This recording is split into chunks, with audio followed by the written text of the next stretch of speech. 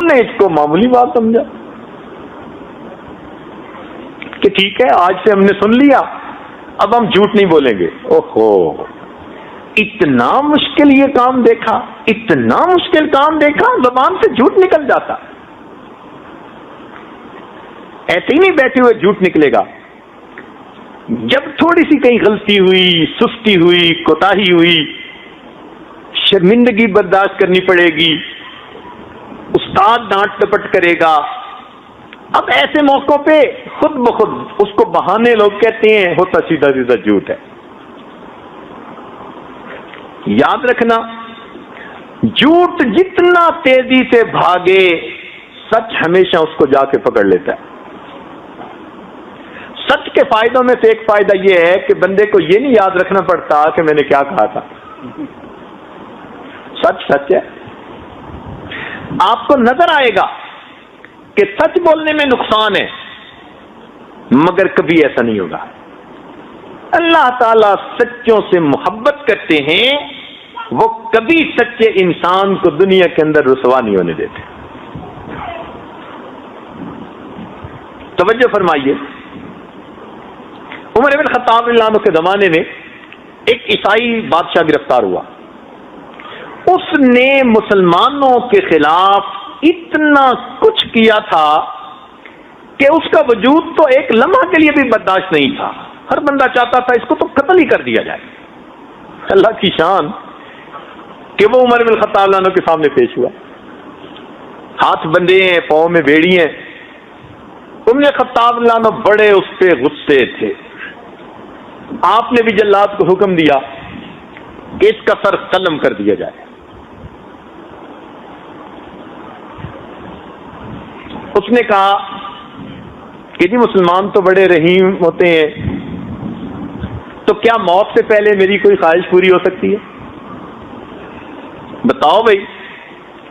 اس نے کہا ایک پیالہ پانی چاہیے۔ عمر بن خطاب رضی اللہ عنہ نے ایک پیالہ پانی لایا، اس کو دلوا دیا۔ اب وہ پینے لگا تو رک گیا۔ کہتے جی خوف اتنا ہے جلاد کا کہ وہ میری گردن اڑائے گا کہ مجھے ڈر ہے کہ میں جس وقت پانی پی رہا ہوں گا کہیں وہ مجھ پہ تلوار کا وار نہ کر دے، تو مجھ سے پانی نہیں پیا جاتا۔ عمر خطاب نے فرمایا بھائی تم تسلی رکھو، جب تک تم یہ پانی پی نہیں لیتے تمہیں قتل نہیں کیا جائے گا۔ جب یہ الفاظ اس نے سنے، وہ بھی بادشاہ تھا، اس نے وہ پیالہ پانی کا زمین پہ گرا دیا۔ کہتے جناب آپ کی کمٹمنٹ کہ جب تک آپ پانی نہیں پی لیں گے آپ کو قتل نہیں کیا جائے گا۔ اب یہ پانی میں نہیں پی سکتا۔ عجیب بات، اتنا بڑا دشمن اسلام کا، مسلمانوں کا اتنا بڑا دشمن، اور اس نے ایسی چال چلی، ہیلا کیا کہ عمر بن خطاب بھی حیران ہے۔ اب دو صورتیں تھیں، یا تو اس کو کہتے کہ بھائی بکواس نہ کر، اور جلاد کو حکم دیتے نمٹا اس کو، اور ایک طریقہ یہ تھا کہ جو ورڈ دے چکے تھے اس کے اوپر سٹے کر۔ عمر رضی اللہ عنہ نے فرمایا ہاں تم نے ٹھیک کہا، میری ورڈنگ یہی تھی کہ جب تک تم پانی نہیں پی لو گے تمہیں نہیں مارا جائے گا، تو اب میں تمہارے اس جلاد کو قتل کرنے کا حکم نہیں دے سکتا۔ اب جب آپ نے فرمایا کہ تجھے قتل کرنے کا حکم میں نہیں دیتا، تو لوگ حیران کہ اتنا بڑا دشمن اگر اس کو نہ مارا گیا تو یہ تو پتہ نہیں اور اسلام کے خلاف کیا کیا سازشیں کرے گا۔ عمر رضی اللہ عنہ نے کہا ٹھیک ہے تجھے میں رہا کرتا ہوں۔ جب اس نے یہ بات سنی کہنے لگا کہ آپ نے ثابت کر دیا کہ مسلمان ہر حال میں سچا ہوتا ہے۔ میں آپ کے اس عمل سے اتنا متاثر ہوا کہ کلمہ پڑھ کر مسلمان ہونے کا اعلان کرتا ہوں۔ چند لمحے پہلے جن کے دل غمزدہ تھے کہ کیا بنے گا، سچ جیت گیا، وہ اسلام کا سپاہی بنا اتنا سمجھدار بندہ تھا، کتابوں میں لکھا ہے کہ عمر بن الخطاب لانو اس سے امور خلافت میں مشورے کیا کرتے تھے۔ مفتی لطف اللہ سہارنپوری رحمۃ اللہ علیہ گھر کی عورتوں کے ساتھ شادی میں کہیں شرکت کے لیے جا رہے ہیں، رستے میں ایک جگہ ڈاکوؤں نے گھیر لیا۔ حضرت پہچان گئے کہ یہ مال سمیٹیں گے۔ حضرت نے کہا دیکھو بھائی پردے دار عورتیں ہیں، تمہیں مال چاہیے، ان کی عزت خراب نہ کرو، ان کو بے پردہ نہ کرو، ہمارے پاس جو کچھ زیور ہے ہم سب تمہیں خود دے دیتے ہیں۔ نیک لوگوں کی نظر میں عزت قیمتی ہوتی ہے، مال کی کیا حیثیت ہوتی ہے۔ انہوں نے کہا ٹھیک ہے۔ آپ نے عورتوں سے کہا کہ جو زیور ہے سب اتار کے دے دو۔ عورتوں نے سب اپنے زیورات اتار کے ایک رومال میں باندھ کے اس کو دے دی، بھئی یہ لے جاؤ، عورتوں کے قریب نہ جاؤ۔ انہوں نے کہا ٹھیک، ہمارا کام آسانی سے ہو گیا۔ وہ گٹھڑی زیورات کی لے کر چل پڑے اور حضرت نے گاڑی چلانے والے کو حکم دیا بھئی چلو۔ تھوڑی دور آگے گئے تو ایک عورت کی نظر پڑی کہ ایک چھوٹی سی بچی کی چھوٹی انگلی میں ایک چھوٹی سی انگوٹھی تھی۔ تو اس نے حضرت سے پوچھا کہ حضرت آپ نے کہا تھا کہ ہم سارا زیور تمہیں دے دیتے ہیں اور اس بچی کی چھوٹی انگلی میں یہ چھوٹی سی انگوٹھی ہے۔ حضرت نے فرمایا ہاں روکو۔ گاڑی رکوائی، بچی کی انگوٹھی اتروائی اور حضرت ڈاکوؤں کے پیچھے چلے۔ ڈاکوؤں نے دیکھا کہ وہ بندہ ہمارے پیچھے آ رہا ہے، کہنے لگے کوئی بات نہیں، ہم زیادہ ہیں، ہم نمٹ لیں گے۔ کیسے آئے؟ بھائی معاف کر دینا، مجھ سے غلطی ہوئی، ایک بچی کی انگلی میں چھوٹی سی انگوٹھی تھی، نظر ہی نہیں آئی اس وقت، میرے کال تھا کہ ہم سب دے دیں گے، تو بھائی یہ بھی آپ لوگ لے لیجئے۔ حضرت کی بات کا ایسا اثر ہوا، سب ڈاکوؤں نے توبہ کی اور حضرت کے ہاتھ پر بیعت ہو گئے۔ جھوٹ جتنا تیز بھاگے، سچ ہمیشہ اسے پکڑ لیا کرتا۔ میرے دوستو، سچ کو آزما کے دیکھو، یہ سب سالکین کے لیے بھی ایک نصیحت ہے۔ اپنی زندگی میں سچ کو آزما کے دیکھیں ذرا، اتنے مزے کی زندگی ہو جائے گی نا کہ آپ کو اس دنیا میں اللہ رب العزت جیسے جنت کا سکون ملتا ہے آپ کو وہ سکون ملے گا۔ یاد رکھنا، جو انسان ہمیشہ سچ بولتا ہے اللہ رب العزت اس کے اٹھے ہاتھوں کو کبھی رد نہیں کیا کرتے۔ جس زبان سے کبھی جھوٹ نہیں نکلتا، اس کی نکلی ہوئی فریادیں میں کیسے رد کر دوں۔ سچ بولنے پہ محنت، اسی لیے کتابوں میں لکھا ہے، پیران پیر حضرت شیخ عبد القادر جیلانی رحمۃ اللہ علیہ جب گھر سے چلنے لگے تو ان کی والدہ نے کیا نصیحت کی تھی؟ بیٹا سچ بولنا۔ ایک ہی بات کہی تھی، ایک بات نے بچے کو وہ مقام دلوایا کہ اولیاء کی گردنوں پر ان کا پاؤں رکھا گیا۔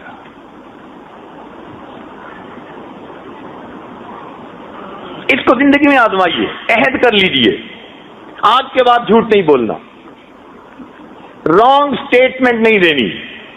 شرمندگی ہوگی تو یہی کی ہوگی نا، 2 منٹ کی بات ہے، معذرت کر لیں گے، معافی مانگ لیں گے، تسلیم کر لیں گے، ناکی کا مسئلہ ہے نا۔ مگر سچ کی برکتیں آپ اتنی دیکھیں گے حیران ہو جائیں گے۔ تو بچے کو بتائیں کہ اس پہ کوئی کمپرومائز نہیں، ہم جھوٹ نہیں برداشت کر سکتے۔ آپ ہزاروں روپے کی چیز ضائع کر دیں گے، برداشت کریں گے۔ بڑی سے بڑی غلطی کوئی اور کر بیٹھیں گے، برداشت کریں گے، جھوٹ نہیں برداشت کر سکتے۔ پہلی بات۔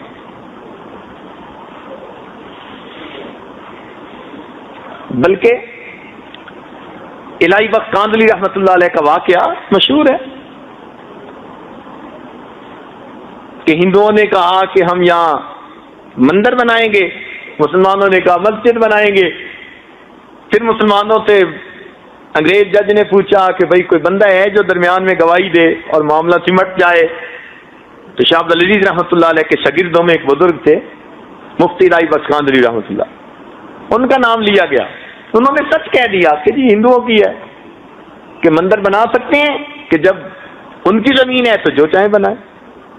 تو انگریز نے فیصلہ لکھا، آج کی اس مجلس میں مسلمان تو ہار گئے مگر اسلام جیت گیا. مسلمان تو ہار گئے مگر اسلام جیت گیا. اور یہ ایسی بات تھی کہ اس کو سن کر وہ کافر کہنے لگے کہ جج صاحب آپ نے تو فیصلہ سنا دیا، ہمارا فیصلہ بھی سن لیجئے. ہم کلمہ پڑھ کر مسلمان ہوتے ہیں، اپنے ہاتھوں سے اس جگہ پر مسجد بنائیں گے. جھوٹ جتنا تیز دوڑے سچ ہمیشہ اسے پکڑ لیا گیا. بس یہ بات دل میں بٹھا لیجیے. اتنی برکتیں سچ کی ہیں نا کہ ہم اس کا الفاظ میں احاطہ نہیں کر سکتے. اس لیے ہمارے مشائخ نے کہا کہ دو ہی تو باتیں ہیں جو سلوک طے کرنے کے پر ہیں، ایک رزق حلال اور دوسرا صدق مقام.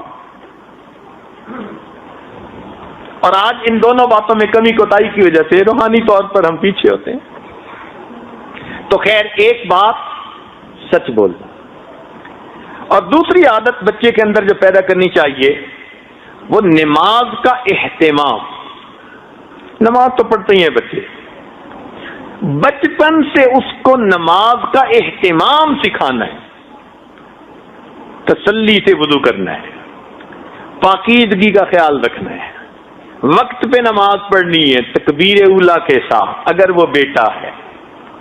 اذان کی آواز سنے بیٹی نے پہلے نماز پڑھنی ہے، کام بعد میں دیکھے جائیں. تو نماز کو اہتمام سے پڑھنا. اس کے اندر ایک فائدہ تو یہ کہ اس بچے کے اندر پاکیزگی آ جاتی ہے، کیونکہ بے نمازی بچہ تو استنجے کا بھی خیال نہیں کرے گا، اور اگر نماز پڑھے گا تو کپڑوں کی پاکیزگی کا خیال رکھے گا. تو پاکیزگی بھی آ گئی، وقت کی پابندی بھی آ گئی. اگر بچہ باجماعت تکبیر اولا سے نماز پڑھے گا تو وقت کا پابند رہے گا. پتہ ہوگا امی بھی نوٹ کر رہی ہے، ابو بھی پوچھیں گے، اور جھوٹ بول نہیں سکتا. اس لیے مومن سب کو جو سکتا ہے جھوٹا نہیں ہو سکتا. تو دوسری بات، نماز کے اہتمام پر محنت کیجیے. اس سے راضی نہ ہو کہ نماز پڑھتا ہے، نہ نہ نہ، فرق ذرا سمجھنے کی کوشش فرمائیں. اس سے خوش نہ ہو جائیں کہ بچی نماز پڑھتی ہے اور بچہ نماز پڑھتا ہے. نہیں، نماز کا اہتمام.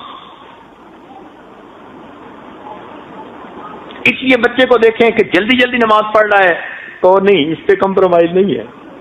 بچپن سے اس عمل کی اہمیت اس کے دل میں بیٹھے. اس میں کوئی ہینکی پھینکی نہیں چلنی. مجھے نماز پرسکون ہو کر پڑھنی ہے، تسلی سے پڑھنی ہے.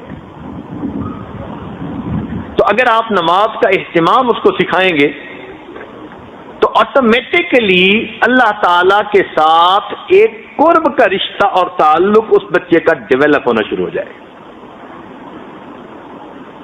بچے کو بتائیے کہ بھئی آپ نے نماز تو پڑھی، کس کیفیت کے ساتھ پڑھی. تو جب بچپن سے یہ سنے گا کہ ابو بھی کہتے تھے کس کیفیت کے ساتھ پڑھی، تو اس کو پتہ چلے گا کہ یہ بھی زندگی کا کوئی مقصد ہے.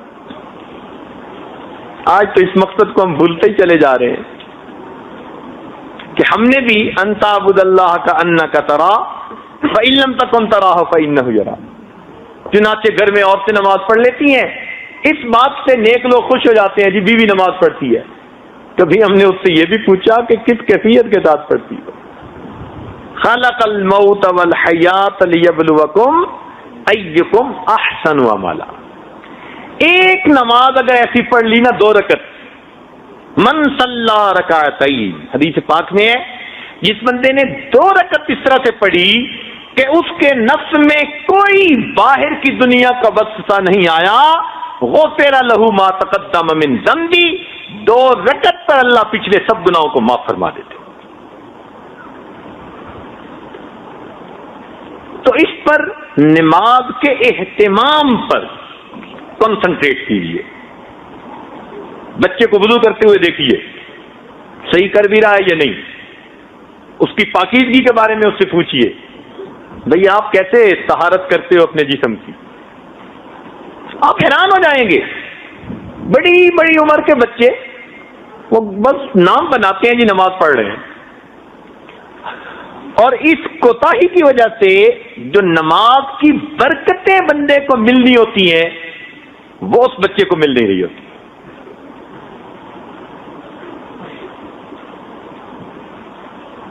تو نماز کا اہتمام، اس پہ زور دیجیے. استاد کلاس میں بھی بچوں کو یہ سمجھائیں، ان کو حدیث سنائیں، ان کو بتائیں کہ نماز صرف ظاہر داری ہی نہیں کرنی، نماز کو جما کے پڑھنا ہے، پرسکون ہو کے پڑھنا ہے، دنیا کے خیالات سے خالی ہو کر پڑھنا ہے. خود بھی محنت کریں، اپنے بچوں کو بھی محنت کروائیں. یہی تو محنت کا میدان ہے مومن کے لیے.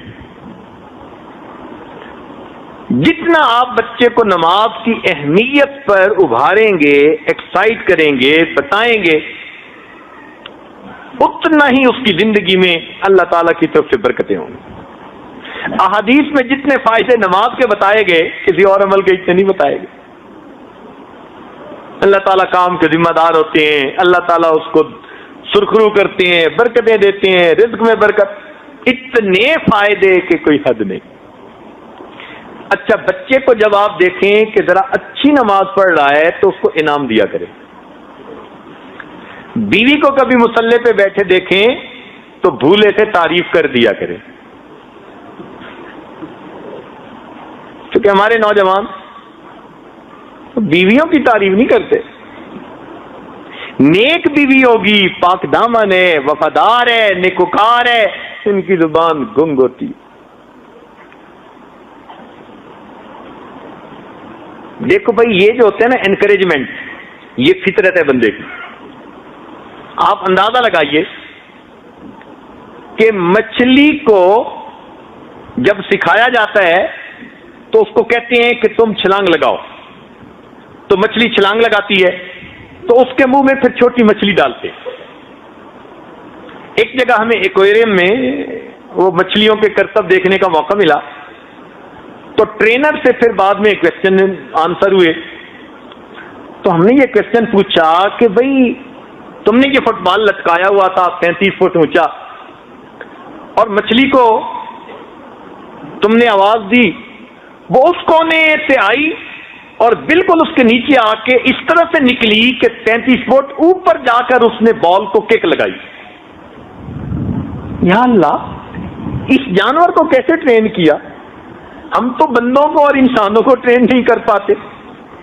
تو جب ان سے ڈسکس کیا نا تو انہوں نے یہ بات کہی، انہوں نے کہا جی کہ فطرت ہے ہر چیز کی کہ وہ انسینٹو چاہتا ہے، انکریجمنٹ چاہتا ہے. ہم نے جب اس مچھلی کو شروع کیا تو یہ نہیں سنتی تھی بات،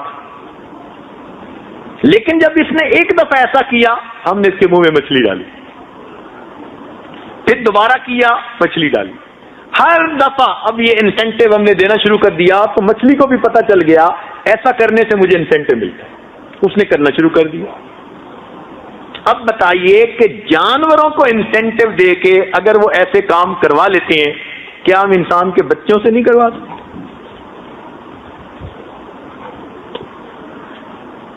بچہ بھی انسینٹو چاہتا ہے، عورت بھی انسینٹو چاہتی ہے. آپ جائز کام میں اس کی تعریفیں کیجیے. کبھی آپ گھر آئے، اس کو مصلی پہ تلاوت کرتے دیکھا، تسبیح پڑھتے دیکھا، آپ تعریف کیجیے، دل کھول کے تعریف کیجیے کہ مصلی پہ بیٹھی تو مجھے بہت اچھی لگتی ہیں، آج تو دیکھ کے میرا دل خوش ہو گیا، آج میں بہت خوش ہوں آپ کو اس طرح دیکھ کے. آپ دیکھیے آٹومیٹکلی آپ کی اہلیہ مصلی کے اوپر بیٹھنے کی پابند ہوتی چلی جائے گی. تو یہی حال بچے کا کہ جب بچے کو آپ دیکھیں کہ اچھا وضو کیا، صاف رہتا ہے، سچ بولتا ہے، اس کو انسینٹو دیا کریں، اس کو انعام دیا کریں. انعام کی مقدار کا نہیں ہوتا، انعام کا لفظ ہی اللہ کا انعام ہے. کہہ دو نا جی کہ میں انعام دوں گا، فطرت ہے، اسی سے خوشی ہو جاتی ہے. تو پہلی بات سچ بولنے کی تلقین، اور دوسری بات نماز کا اہتمام،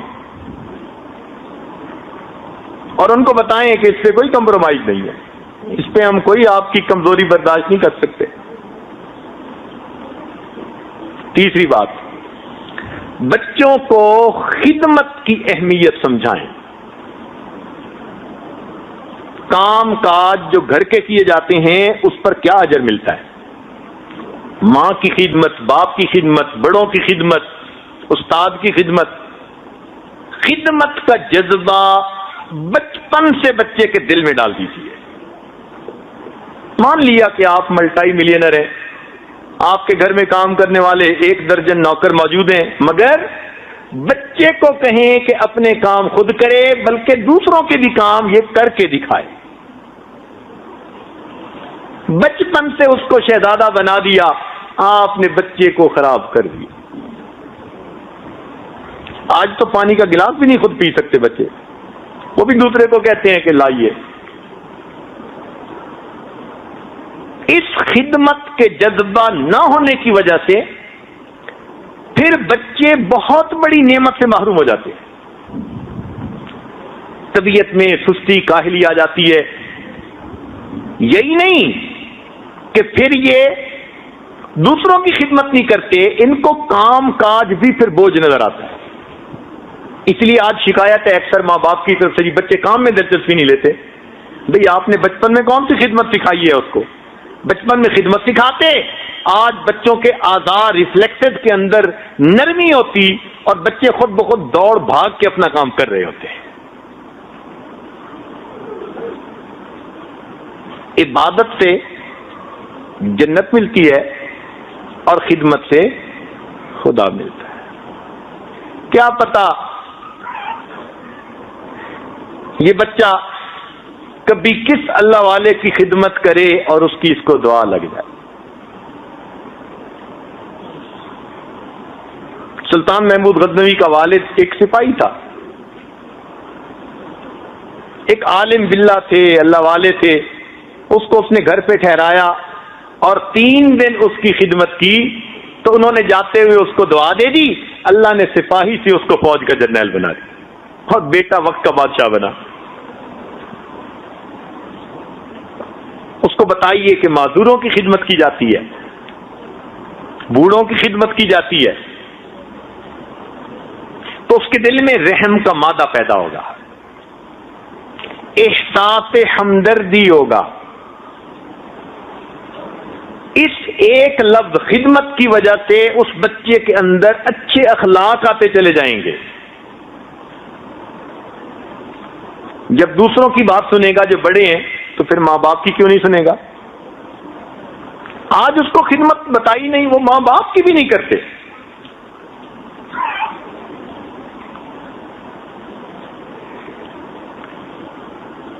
مثلاً ہمیں بچپن میں ہی ماں باپ کی خدمت کی اہمیت بتائی، تو بچپن سے ٹریننگ ہی ایسی ہوئی کہ اس عادت کو یاد نہیں پڑتا کہ زندگی میں ایسا ہوا ہو کہ والدہ کھڑی ہے اور میں بیٹھا ہوں، کبھی ایسا نہیں ہوا۔ پوری زندگی ایسی گزری، پہلے والدہ بیٹھے گی پھر ہم بیٹھیں گے۔ ٹریننگ ہی ایسی تھی، والدہ چارپائی پر بیٹھتی تھی، ہم اس کے قدموں میں بیٹھتے تھے۔ وہ پکڑ کے بٹھاتی تھی کہ بیٹا ادھر آؤ، تب چارپائی پر بیٹھتے تھے، ورنہ قدموں میں بیٹھتے۔ ہمارے بچے چھوٹے تھے، وہ دیکھتے تھے کہ ابو اس طرح جا کر اپنی امی کے قدموں میں بیٹھتے، ہمیں ان کو کچھ کہنا ہی نہیں پڑا، انہوں نے زندگی کے ان اعمال سے ان اخلاق کو خود سیکھا۔ یہ خدمت سکھانی پڑتی ہے، اور اس خدمت سے پھر والدین کی کیا دعائیں ملی، ہم ان کو الفاظ میں بیان ہی نہیں کر سکتے۔ ماں باپ بوڑھے بھی ہوں، ان کی زبان سے نکلے ہوئے کچھ الفاظ ایسے اوقات ہوتے ہیں اللہ کے ہاں قبول ہو جاتے ہیں۔ تو خدمت کا جذبہ، یہ تیسرا لفظ ہے۔ ان کو بیٹھ کے واقعات سنائیں کہ خدمت اس طرح کی جاتی ہے، اس طرح فلاں نے کی، اس طرح یہ ہوا، تاکہ بچوں کے اندر ایک شوق.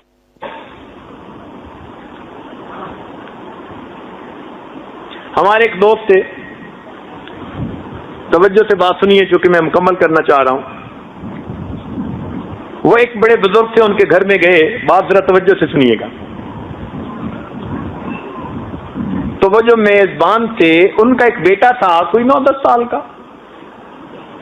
انہوں نے اس کے ذمہ لگا دیا کہ بیٹا آپ نے اس مہمان کی خدمت کرنی ہے. یہ خود بڑے نیک، دیندار، متقی، پرہیزگار اور ایک بڑے یعنی کمپنی کے ڈائریکٹر تھے. اللہ نے دین بھی دیا، دنیا بھی دی تھی ان کو.